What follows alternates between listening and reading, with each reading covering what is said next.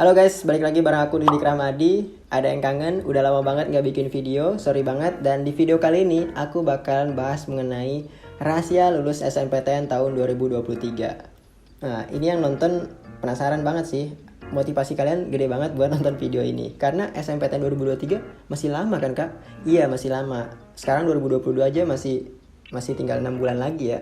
Otomatis masih lama banget untuk SNPTN 2023. Tapi salut banget buat kalian yang udah siap-siap dari sekarang, karena saingan SNPTN itu setiap tahunnya ya gede banget kan. Karena siapa yang gak mau ikut SNPTN? Tinggal masukin nilai langsung lulus gitu. Oke, enggak juga langsung lulus juga. Tapi ada proses di dalam sana. Ketika teman-teman belajar di waktu SMA, tentunya harus ada proses-proses seperti mengumpulkan nilai yang terbaik. Dan kalian yang lulus SNPTN mungkin beberapa orang dari sekolah yang ada di Indonesia yang memiliki nilai-nilai terbaik gitu di setiap jurusannya. Seperti itu. Oke, makasih yang udah nonton. Jangan lupa support aku dengan klik like, komen, dan subscribe di setiap video ini. Dan share juga ke teman-teman kalian jika video ini bermanfaat ya. Oke, langsung aja, aku nggak usah lama-lama lagi. Langsung saja kita bahas mengenai 5 rahasia lulus SNPTN 2023. Oke, langsung aja yang pertama. Yang pertama itu karena SNPTN. Oke, yang pertama karena tentunya teman-teman tahu ya, kalau SNPTN itu yang dilihat itu adalah nilai teman-teman ketika selama proses pembelajaran dari semester 1 sampai dengan semester 5 di waktu SMA. Entah itu teman-teman jurusan IPS ataupun jurusan IPA. Nah, nantinya nilai tersebut digunakan untuk teman-teman mendaftar di SNPTN 2023. Tapi, mendengar keresahan beberapa teman-teman SMA, nah aku juga sempat nanya-nanya gitu sama teman-teman SMA itu gimana sih pembelajaran di SMA sekarang gitu kan, karena masih rada-rada masa pandemi gitu ya, peralihan dari online ke offline gitu ya. Jadi beda banget sama dulu aku yang masih offline gitu. Jadi dapat full diajarin sama guru lah segala macamnya. Nah, teman-teman ternyata banyak sekali yang meresahkan kalau banyak yang belum paham mengenai materi-materi yang dijelaskan sama entah itu dari guru ataupun ketika teman-teman mengikuti les atau lain sebagainya. Otomatis itu nanti akan berpengaruh pada nilai teman-teman, dan nilai tersebut akan berpengaruh juga pada ketika teman-teman ikut SNPTN. Otomatis nilai teman-teman tidak maksimal. Oleh karena itu, di sini teman-teman yang belajar di waktu SMA itu tidak maksimal dalam mengerjakan soal atau menerima pemahaman dari penjelasan guru. Karena mungkin yang masih online gitu ya, yang masih tahun 2020 kemarin, yang sekarang mau naik kelas 12 atau yang kelas 10 naik ke kelas 11 itu masih online gitu setengahnya. Itu kalau ketika teman-teman bingung dan ketika nanya ke guru itu masih nggak paham gitu apa yang dijelaskan sama guru teman-teman. Terus gimana kak kalau kayak gitu? Itu kan nanti akan berpengaruh pada nilai teman-teman. Otomatis nilai teman-teman tidak maksimal tentunya. Otomatis teman-teman harus belajar lebih ekstra, lebih giat lagi, lebih banyak lagi ya daripada di tahun-tahun aku sebelumnya. Dulu kalau nanya aku bisa nanya langsung gitu sama guru. Tapi sekarang karena online, nah mungkin ada beberapa sekolah yang sudah tatap muka gitu ya, tapi nggak beberapa juga. Dan mungkin di tahun depan insya Allah udah tatap muka, jadi teman-teman bisa nanya langsung sama guru teman-teman ketika ada yang belum dipahami gitu. Banyak dari teman-teman juga yang ikut bimbel di luar, ikut les privat dan lain sebagainya. Tapi itu berbeda sama teman-teman yang mungkin berada di daerah pedalaman atau di pedesaan yang akses untuk bimbelnya itu agak susah gitu. Nah, otomatis itu agak sedikit menghambat juga ya, apalagi teman-teman di daerah. Nah, santai. Aku di sini ada solusinya nih teman-teman. Buat teman-teman yang kesulitan dalam belajar, kesulitan dalam memahami pembelajaran di waktu SMA sehingga nilai teman-teman tidak maksimal, di sini aku ada solusinya. Di sini aku coba rekomendasi teman-teman, cobain deh ruang guru. Kalian tahu ruang guru kan? Ya, dulu aku pakai ruang guru waktu SMA juga buat belajar, buat persiapan SNPTN. Tapi bukan hanya SNPTN, buat teman-teman juga yang persiapan buat SBMPTN tahun depan, ini juga oke banget sih menurut aku. Karena di ruang guru itu sudah lengkap banget informasinya, informatif banget.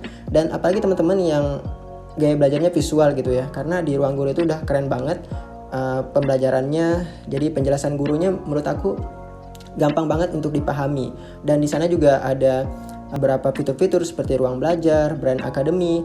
Dan teman-teman yang punya soal terus nggak kejawab nih, itu teman-teman bisa langsung fotoin aja. Nanti ruang guru yang jawab. Kurang apa coba? Oke, di sini aku udah baca pikiran teman-teman. Wah, itu nanti ngeluarin duit lagi dong kak, ngeluarin biaya lagi dong. Santai. Di sini aku nggak cuma ngasih tahu doang, tapi di sini aku juga kasih solusi buat teman-teman.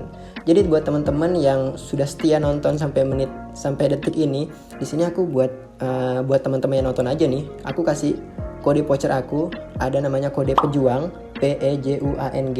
Jadi teman-teman bisa masukin kode pejuang ini. Nanti ketika teman-teman daftar Ruang Guru, kalian bisa dapatkan diskon sampai dengan 62%. Wah, gede banget ya, 62%, lebih dari setengahnya.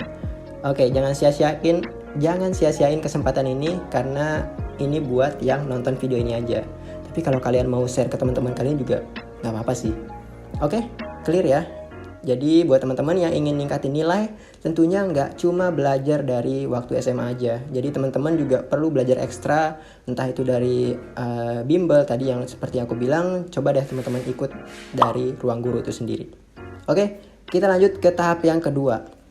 Oke, mungkin ini sebenarnya yang kedua ini bisa beriringan sama yang pertama ya. Karena yang kedua ini adalah tentukan pilihan jurusan teman-teman. Nah, waktu teman-teman SMA tentunya harus teman-teman siapkan nih, kira-kira mau masuk ke jurusan mana nih waktu besok mau kuliahnya. Jangan di waktu kelas 3 terus kayak buru-buru nanyain temen mau jurusan apa gitu. Nanti ya teman-teman yang bingung sendiri gitu. Jangan sekali-sekali teman-teman ikut-ikutan dalam memilih jurusan ini. Jadi ini harus sesuai dengan passion dan kemampuan teman-teman. Kalau nggak sesuai, nanti lihat aja deh resikonya kayak gimana. Oke? Kita next ke yang ketiga. Oke, yang ketiga itu setelah teman-teman menentukan pilihan jurusan, teman-teman coba deh untuk ngelihat info mengenai jurusan teman-teman. Entah itu keketatannya, daya saingnya, peluangnya berapa di tahun sebelumnya, dan di tahun depan itu kira-kira kuotanya ada berapa sih gitu. Dan sambil-sambil teman-teman juga ngelihat kira-kira univ mana sih yang nyediain jurusan teman-teman. Mungkin teman-teman yang pengen jurusan farmasi misalnya, kira-kira mau farmasi di univ mana, dan keketatan di univ tersebut berapa gitu, supaya teman-teman juga bisa tahu kira-kira apa yang teman-teman harus siapkan dan bagaimana cara menghadapi, dan bagaimana trik teman-teman juga supaya bisa lulus di jurusan yang teman-teman pengen. Seperti itu guys. Oke, lanjut yang keempat. Yang keempat ini sebenarnya ini opsional ya, tambahan dan sekaligus saran sih dari aku sendiri, karena ini berdasarkan pengalaman pribadi mengikuti SNPTN tahun 2019 lalu nih. Apa itu? Nah, ngelihat saingan yang ada di sekolah kalian. Jangan jauh-jauh deh, lihat saingan yang ada di sekolah kalian dulu, baru lihat saingan ke mungkin di sekolah lain atau kabupaten atau provinsi gitu. Tapi mungkin itu agak susah ya untuk nyari orang saingan seluas itu gitu. Setidaknya kalian cari saingan kalian di sekolah kalian dulu. Kalau aku, ini tips dari aku ya, kalau dari aku dulu SMA, itu kami di satu angkatan 2019 itu kayak bikin grup MIPA, khusus MIPA gitu ya, khusus IPS, buat ngelis kira-kira siapa sih yang mau masuk jurusan ini di univ ini, terus saingannya siapa aja gitu. Nanti teman-teman bisa ketahuan tuh kira-kira saingannya siapa aja, dan supaya tidak terjadi menusuk di belakang gitu. Kalian paham ya mungkin maksudnya kayak gimana ya? Misalnya nilai kalian segini gitu, berada di atas teman kalian, dan ada teman kalian lagi yang lebih atas lagi nilainya. Jadi ya diomongin baik-baik lah sama dia. Mungkin ketika teman-teman daftar di jurusan yang sama dan universitas yang sama, dan kuota universitas tersebut sedikit di SMA teman-teman, ya tentunya ya sedikit sekali peluang teman-teman untuk keterima dua-duanya. Ya syukur-syukur kalau keterima dua-duanya sih. Tapi ya ada resiko juga yang keterima cuma satu, bahkan nggak ada yang keterima. Jadi SNPTN itu tidak bisa ditebak sih sebenarnya.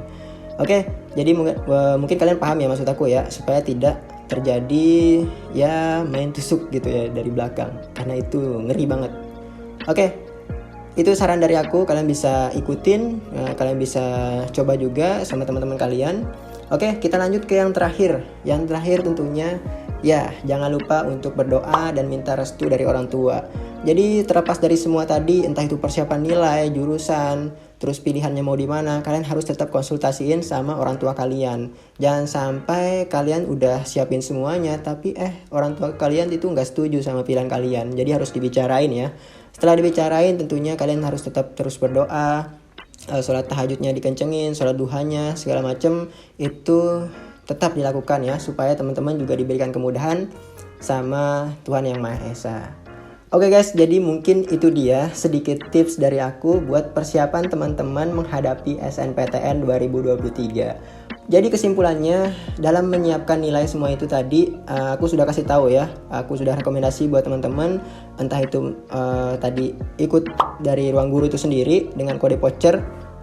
Kalau ada yang lupa nih, catat sekali lagi, kode vouchernya itu PEJUANG, PEJUANG. Kalian bisa dapat diskon sampai 62%. Entah itu tadi persiapan jurusannya, unitnya, mau pilih yang mana, terus dari saingan di sekolah kalian, dan yang terakhir itu dan restu dari orang tua kalian sendiri. Dan jangan lupa doa juga. Oke, mungkin itu aja untuk video kali ini. Makasih banget, aku senang banget bisa sharing-sharing lagi sama kalian. Buat kalian yang suka dengan konten ini, jangan lupa like, comment, dan subscribe, dan share ke teman-teman kalian juga. Thank you for watching and see you in the next video.